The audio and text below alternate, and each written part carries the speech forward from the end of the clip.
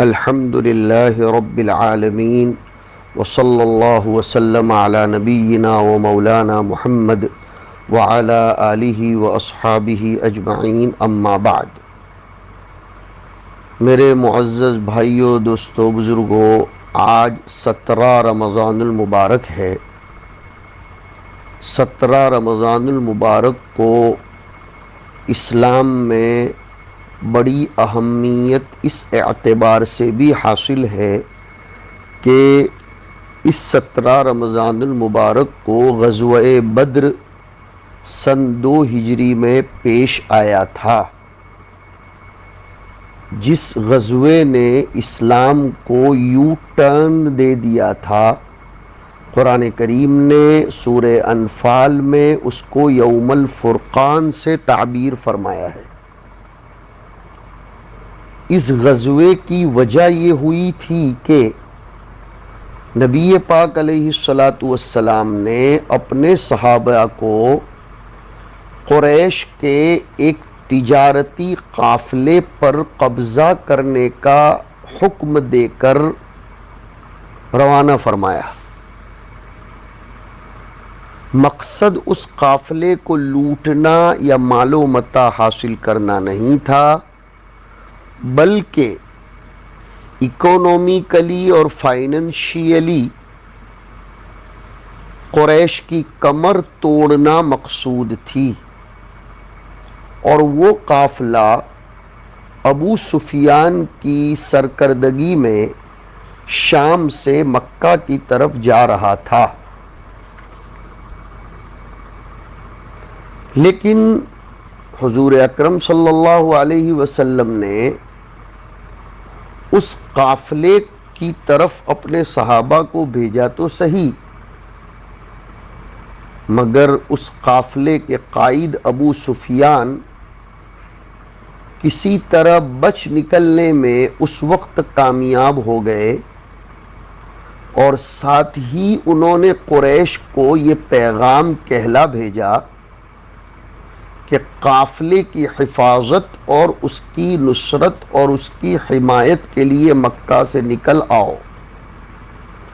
چنانچہ قریش کے تقریباً 1000 لوگ آئے، جن میں 600 زرہ پہنے ہوئے پوری وردی میں اور 100 گھوڑ سوار تھے۔ پیدل لشکر کے علاوہ گھوڑ سواروں کے پاس اور بھی 100 زرہیں تھیں اور 700 اونٹ تھے۔ گانے والی عورتوں کو بھی ساتھ لائے تھے تاکہ وہ دف بجائیں، لوگوں کے جذبات بھڑکائیں، مسلمانوں کا اشعار گا کر مذاق اڑائیں اور ان کے حوصلوں کو پست کریں۔ ادھر مسلمانوں کی تعداد مشہور قول کے مطابق 313 یا پھر ایک قول کے مطابق 314 تھی، جن میں سے اکثر تو انصار تھے۔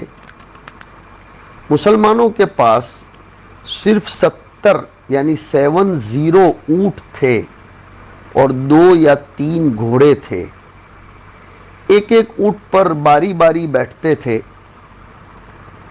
معرکہ شروع ہونے سے پہلے حضور صلی اللہ علیہ وسلم نے صحابہ سے، خاص طور پر انصار سے، جنگ شروع کرنے کے سلسلے میں مشورہ کیا۔ مہاجرین نے تو آپ کو جنگ کا ہی مشورہ دیا، اچھی بات کہی۔ انصار کو بھی احساس ہوا کہ آپ علیہ السلام ان سے مشورہ کرنا چاہتے ہیں، تو سعد ابن معاذ رضی اللہ تعالی عنہ نے، جو انصار کے سردار تھے، فرمایا، اللہ کے رسول، ہم آپ پر ایمان لے آئے ہیں، ختم ہو گئی بات، ہم نے اپنی ذات آپ کو سپرد کر دی، ہم نے آپ کو سچ مان لیا، ہم نے یہ اقرار کر لیا کہ آپ جس چیز کو لے کر آئے ہو وہ سچ ہے، ہم نے آپ کی بات ماننے پر آپ سے عہد و پیمان کر لیا، اب آپ ہیں اور آپ کا فیصلہ ہے، آپ جو چاہیں کریے، ہم آپ کا ساتھ ضرور دیں گے۔ اس ذات کی قسم جس نے آپ کو حق دے کر بھیجا، اگر آپ ہمیں سمندر میں گھسنے کی بھی پیشکش کریں گے، حکم دیں گے، تو ہم آپ کے ساتھ سمندر میں بھی کود پڑیں گے، ایک آدمی بھی پیچھے نہیں رہے گا۔ ہم کل اپنے دشمن سے مدبھیڑ ہونے کو ناپسند کرتے تھے، لیکن آج آپ پر ایمان لانے کے بعد ہماری کیفیت الگ ہے۔ ہم جنگوں میں ڈٹے رہنے والے لوگ ہیں، دشمن سے آمنا سامنا ہوتے وقت ہم پشت نہیں پھیرتے۔ کوئی بات بعید نہیں کہ اللہ ہمارے ہاتھوں ایسے کارنامے کروائے گا جن سے آپ کی آنکھیں ٹھنڈی ہو جائیں گی۔ لہٰذا اللہ پر بھروسہ کر کے ہم سے راضی ہو جاؤ اور کود پڑو میدان میں۔ دوسرے لوگوں نے بھی یہی الفاظ کہے، آپ صلی اللہ علیہ وسلم کو شرح صدر ہوا، اطمینان ہوا، اور آپ نے فرمایا اللہ کی مدد کے بھروسے چلتے رہو، خوشخبری قبول کر لو، اس لیے کہ اللہ نے مجھ سے دو جماعتوں میں سے ایک کا وعدہ کر دیا ہے۔ وَإِذْ يَعِدُكُمُ اللَّهُ إِحْدَى الطَّائِفَتَيْنِ أَنَّهَا لَكُمْ، یا تو قافلہ ہاتھ لگے گا تجارتی، یا لشکر ہاتھ لگے گا جو مکہ سے آیا ہے۔ آپ علیہ السلام چل پڑے، آپ بدر کے پانی کے قریب ہو گئے اور وہیں آپ نے اپنے لشکر کا قیام کروایا۔ ایک صحابی کہنے لگے اللہ کے رسول، اس جگہ اگر اللہ نے آپ کو اتارا ہے تو ہم بالکل آگے پیچھے نہیں ہوں گے، اور اگر آپ کی رائے اور کوئی جنگی تدبیر ہے تو وہ فرمائیے۔ حضور نے فرمایا یہ میری رائے ہے اور جنگی تدبیر ہے۔ تو انہوں نے آپ کو مشورہ دیا کہ کسی دوسری جگہ چلو جو مسلمانوں کے لیے زیادہ مناسب ہو اور مشرکین سے بدر کا پانی روکنے میں زیادہ مددگار ہو، ایسی جگہ ہم لوگ قیام کریں گے تاکہ مشرکین کو پانی بھی نہ ملے۔ اس مشورے کو حضور نے قبول فرمایا۔ حضور تو اپنے ماتحتوں کا مشورہ بھی قبول فرماتے تھے، حضور آمیریت کا کام نہیں کرتے تھے۔ حضور اکرم صلی اللہ علیہ وسلم اپنی بات تھوپتے نہیں تھے۔ سلمان فارسی نے ایک مشورہ دیا تھا خندق کھودنے کا، جو عربوں کے یہاں بالکل غیر متعارف تھا، لیکن حضور نے اس کو قبول فرمایا۔ چنانچہ اس مشورے کو بھی حضور نے قبول فرمایا، اور آپ اپنے صحابہ کے ساتھ ایسی جگہ پہنچ گئے جس جگہ کے بارے میں وہ صاحب نے مشورہ دیا تھا، وہاں قیام کیا۔ پھر حضرت سعد ابن معاذ رضی اللہ تعالیٰ عنہ نے رائے دی کہ حضور کے لیے مسلمانوں کی صفوں کے پیچھے ایک خیمہ گاڑ دیا جائے، اگر اللہ پاک کفار کو ذلیل کر دے تو بہت اچھا، اس لیے کہ آپ یہی چاہتے ہیں، ورنہ کم از کم اگر کفار غالب آتے ہیں اللہ کی کسی حکمت کی بنیاد پر، آپ پیچھے رہیں گے تو آپ بچے تو رہیں گے، سواری پر بیٹھ کر مدینہ تو پہنچ جائیں گے۔ قربانی تو دیکھو صحابہ کی، فدائیت دیکھو، جانثاری دیکھو۔ اور یہ بھی کہا اے اللہ کے نبی، کچھ ایسے لوگ ہم سے پیچھے رہ گئے کہ وہ ہم سے زیادہ آپ سے محبت رکھتے ہیں، اور اگر انہیں معلوم ہوتا کہ آپ نے جنگ میں شرکت کی ہے تو وہ آپ سے پیچھے نہ رہتے۔ آپ نے ان کے لیے دعا کی، ایک خیمہ گاڑنے کا حکم دیا۔ جب دونوں لشکر آمنے سامنے ہوئے تو آپ مسلمانوں کی صفوں کو برابر کرنے لگے اور انہیں اللہ کے کلمے کو بلند کرنے اور شہادت پانے کی ترغیب دلانے لگے، اور فرمایا اس ذات کی قسم جس کے قبضے میں میری جان ہے، آج کافروں سے جو بھی آدمی ڈٹ کر ثواب کی امید سے آگے بڑھ کر لڑے گا، اللہ اسے جنت میں ضرور داخل کرے گا۔ پھر حضور نے حضرت ابو بکر رضی اللہ تعالی عنہ کے ساتھ خیمے میں قیام کیا۔ سعد بن معاذ رضی اللہ تعالی عنہ تلوار لے کر، تلوار سونت کر خیمے کے باہر آپ کی نگرانی میں مصروف ہو گئے۔ آپ نے اپنے آپ کو دعاؤں میں لگا دیا۔ ادھر ذکر ہو رہا ہے حضور کے خیمے میں، اور ادھر میدان میں اللہ کے کلمے کو بلند کرنے کی فکر ہو رہی ہے۔ ذکر اور فکر، تدبیر اور تقدیر دونوں سے مل کر کام ہوتا ہے میرے بھائیوں۔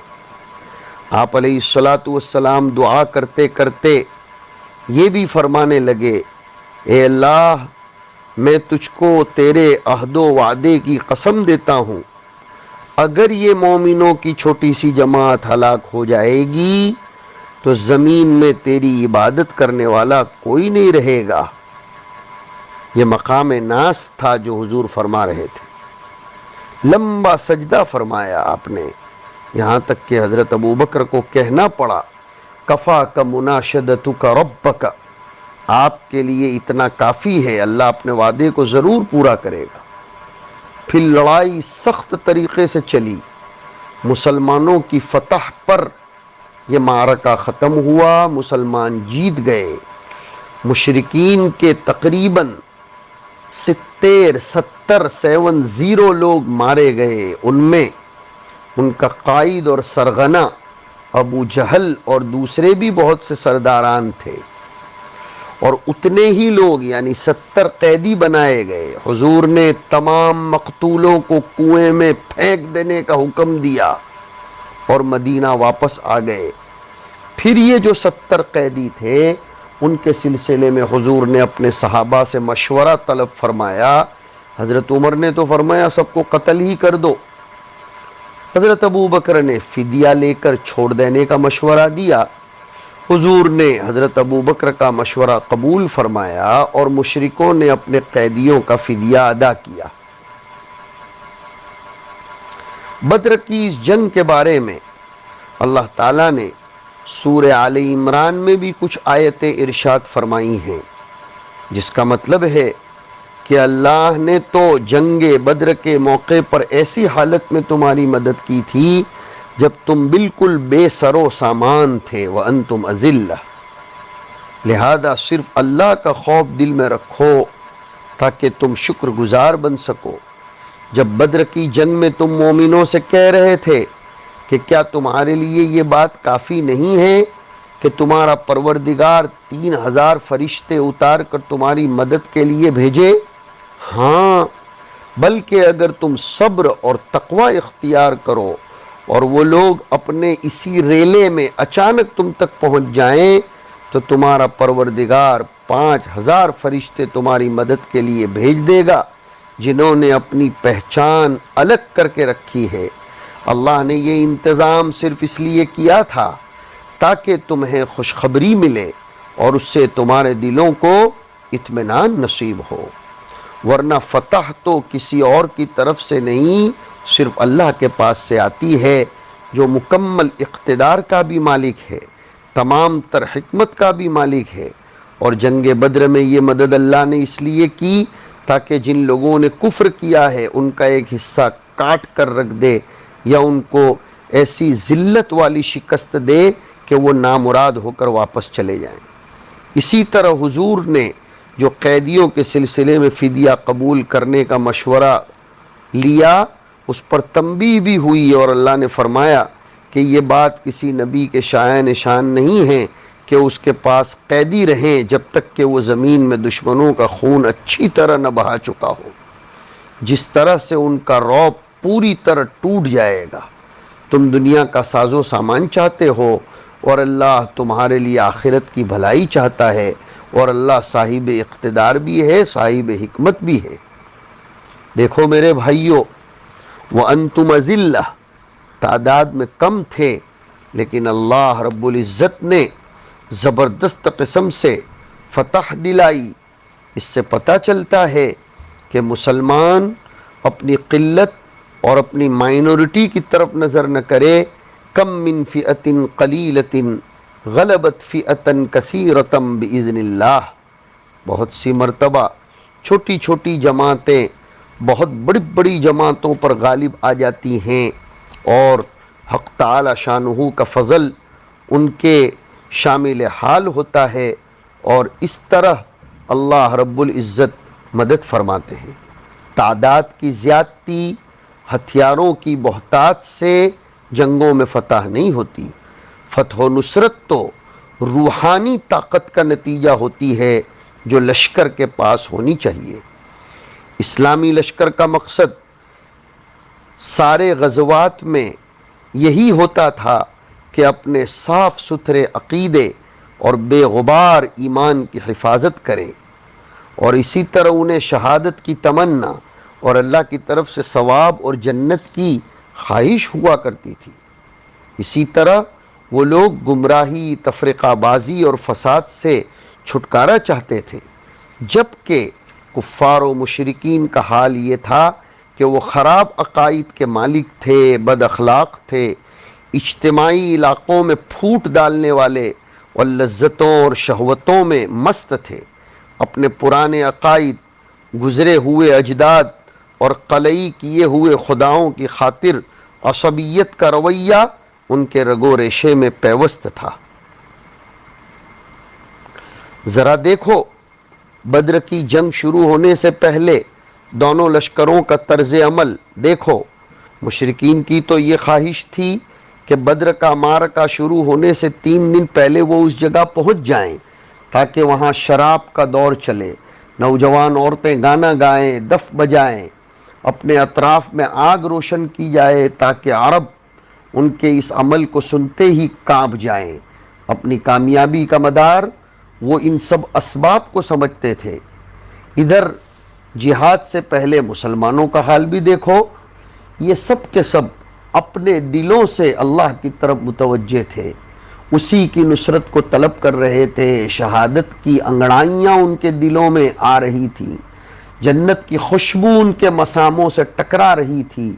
حضور سجدے میں پڑے ہوئے ہیں، گڑ گڑا کر اللہ سے دعا کر رہے ہیں۔ دعا کرو، دعا، یہ سب سے بڑا ہتھیار ہے میرے بھائیوں۔ نتیجہ کیا ہوا؟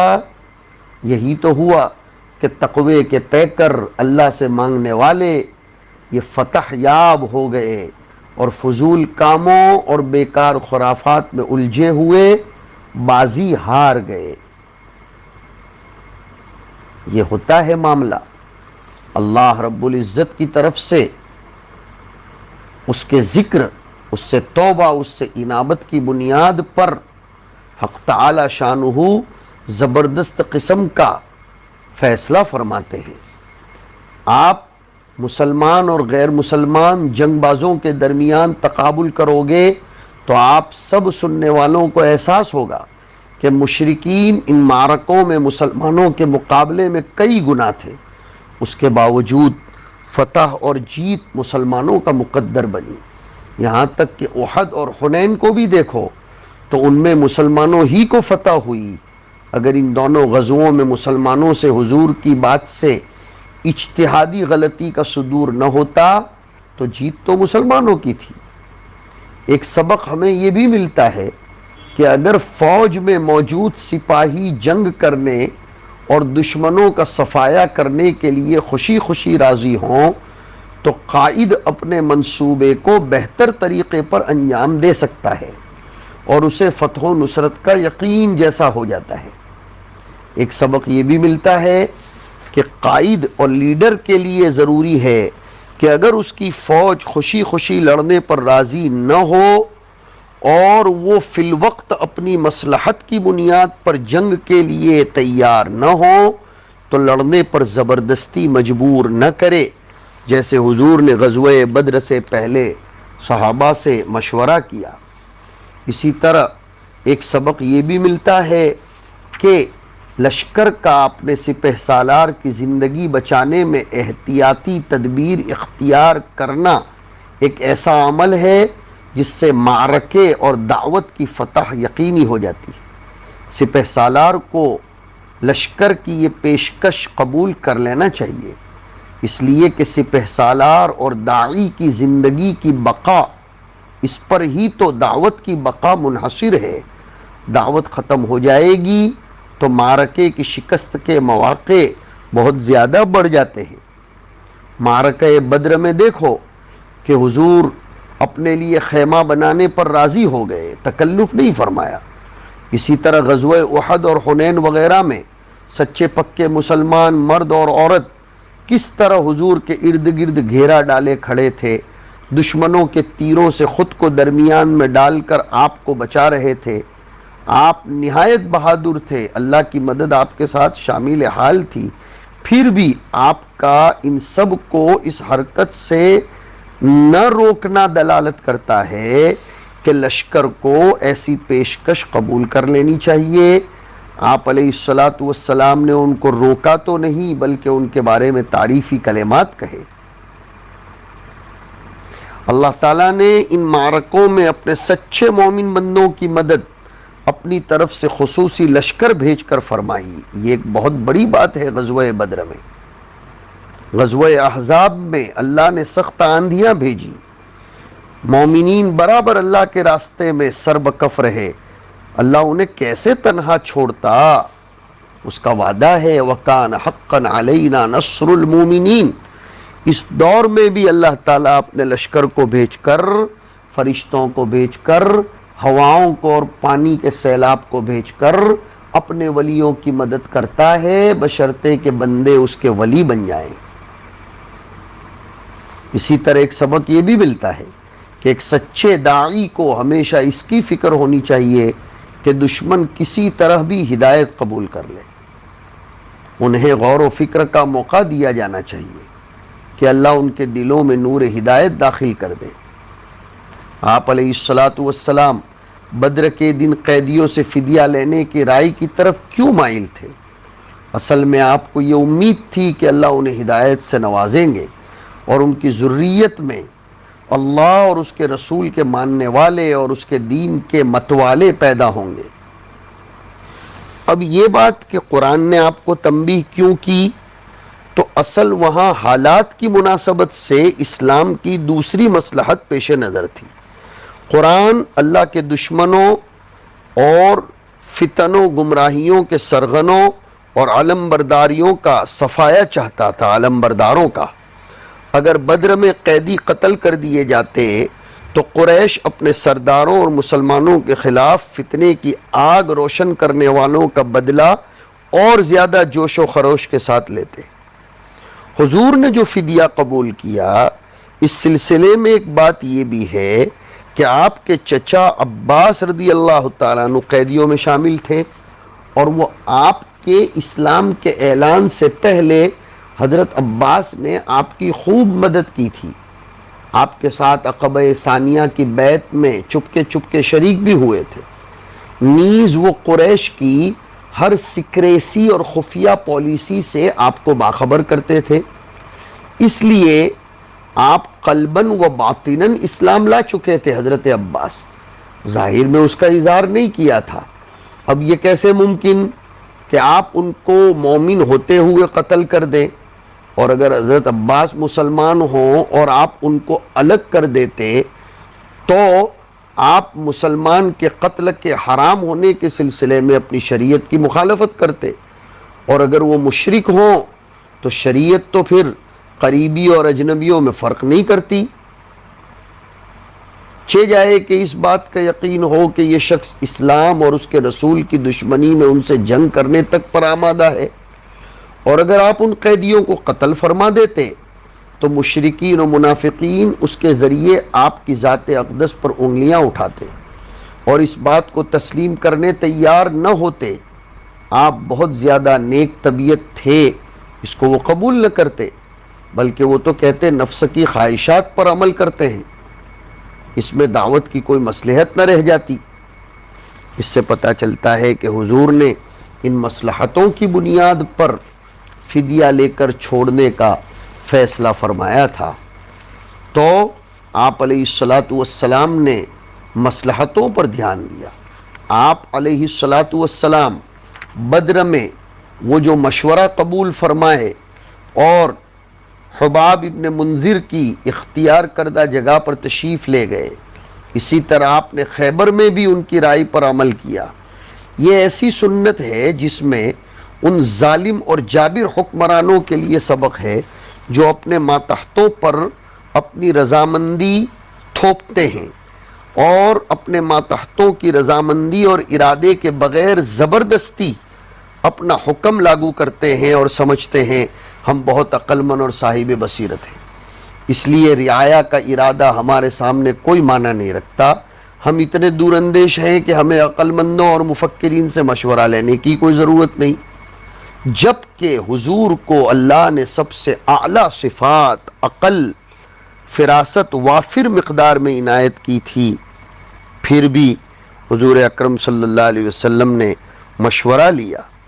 آپ جنگی حالات سے باخبر اور تجربہ کار لوگوں کی رائے قبول فرماتے تھے، اور زمین کے سلسلے میں جنگی حالات جس جگہ ٹھہرنے کے زیادہ مناسب ہوتے، صحابہ کے مشورے کو قبول کر کے وہاں بلا چون و چرا تشریف لے جاتے۔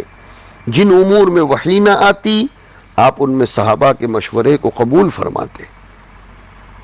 یہ ہوتا ہے، ورنہ تاریخ کو پڑھو تو پتہ چلتا ہے کہ حکمرانوں کا غرور اور ان کا استبداد ہی ان کو اور ان کی رعایا کو ہلاکت کے گھاٹ اتار دیتا تھا، اور امت کی حالت کو اتنی پستی میں ڈھکیل دیتا تھا جہاں سے نکلنا اس کے لیے صدیوں تک ممکن نہیں ہوتا۔ آپ علیہ السلام کا بدر و خیبر میں صحابہ کا مشورہ قبول کرنا ہر مخلص حاکم، حکمت والے سپہ سالار اور سچے داعی کے لیے ایک قابل تقلید نمونہ ہے۔ اسلام کے حکمت بھرے اعمال میں مشورے کی ایک خاص اہمیت ہے۔ وَأَمْرُهُمْ شُورَى بَيْنَهُمْ، ایک ایسا مسلم حاکم جو تاریخ کے صفحات میں ہمیشہ کے لیے زندہ اور تابندہ رہنا چاہتا ہو، اس کی یہی صفت ہونی چاہیے کہ وہ مشورہ کرے اور ہر اہم موضوع میں اس کے ماہرین کو بلوا کر ان سے رائے کا تبادلہ کرے۔ وَشَاوِرْهُمْ فِي الْأَمْرِ فَاسْأَلُوا أَهْلَ الذِّكْرِ إِن كُنتُمْ لَا تَعْلَمُونَ۔ یہ اور اس جیسے بہت سے سبق ہیں جو ہم آپ کے سامنے پیش کر رہے ہیں۔ قیادت کا حق صرف بہادر کو ہوتا ہے، ثابت قدم کو ہوتا ہے۔ بزدل اور کمزور پٹھوں کا مالک رعایا پر حاکم بننے، لشکروں کی قیادت کرنے اور اصلاحی تحریکات اور خیر کی دعوت کا ذمہ دار بننے کے قابل نہیں ہوتا۔ یہ بھی اس کے لیے ضروری ہے کہ وہ بہادر ہو، اس کے اندر قوت فیصلہ ہو، اس کے اندر عزم ہو، حزم ہو۔ یہ ہمیں بدر کی جنگ بہت سے سبق دیتی ہے۔ ہمیں ان سب جنگوں کو سمجھنا، پڑھنا اور ان کے دروس و عبر حاصل کرنا چاہیے۔ اللہ تعالیٰ بدریین صحابہ کرام کے صدقے طفیل ہماری دعاؤں میں جان پیدا فرمائے، اس بلا کو، وبا کو دور فرمائے۔ وصلی اللہ علی النبی الکریم۔